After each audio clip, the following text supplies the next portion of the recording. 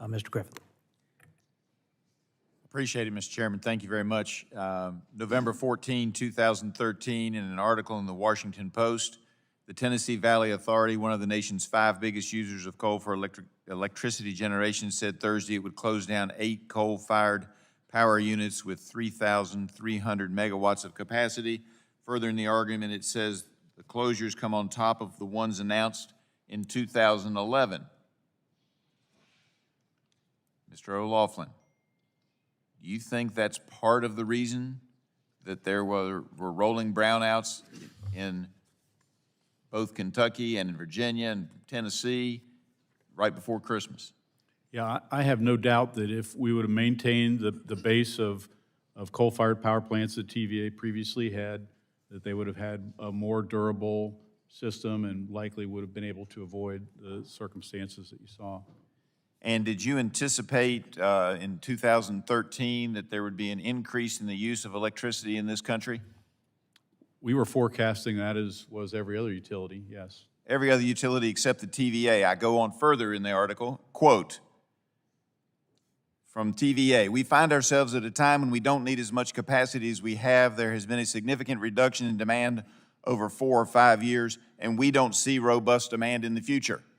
Do you think this poor planning might also have been a contributing factor to the rolling brownouts in the TVA footprint?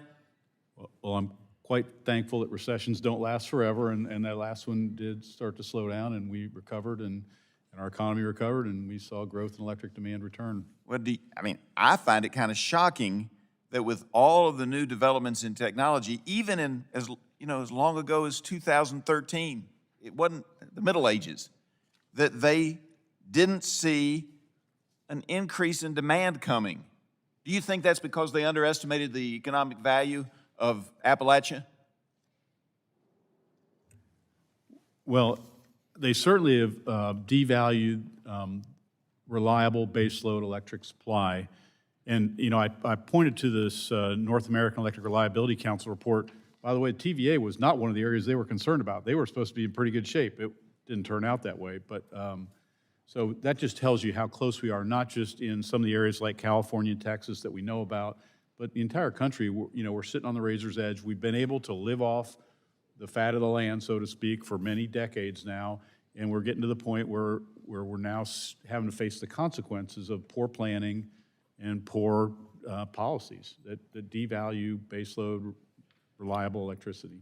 Well, I think that is a serious problem. We've talked about it a lot on this committee. I also have to tell you, having grown up in the Appalachian footprint and in the Appalachian region, to hear somebody say in 2013 that they don't think there's going to be demand for increased electricity when everybody else sees it coming. I mean, Apple phones, computers, everything is going in that direction. And to say that they don't see a robust demand in the future indicates to me that somebody wasn't in touch with reality, not only on coal-fired base or fossil fuel-based electricity, but on the economic potential of Southwest Virginia and East Tennessee and Kentucky and parts of Georgia and Alabama, and it's outrageous to me that that was their position at the time, and it doesn't seem to me that they're getting any better in understanding that we need to have a reliable base load for our electricity, not only in TVA, but across the country.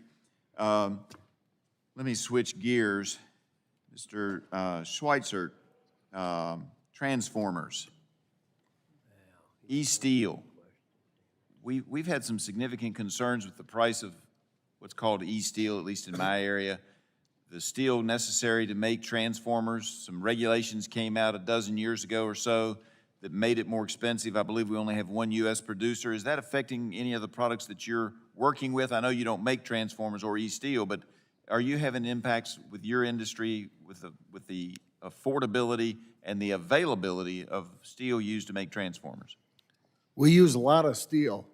Every one of our devices has instrument transformers at the front ends of these instruments, and we use a lot of silicon steel, and the supply of that in the United States has dwindled substantially in past decades. And we need to make it easier to dig a hole, mine and refine, to do all of these industrial processes, not harder. We need it.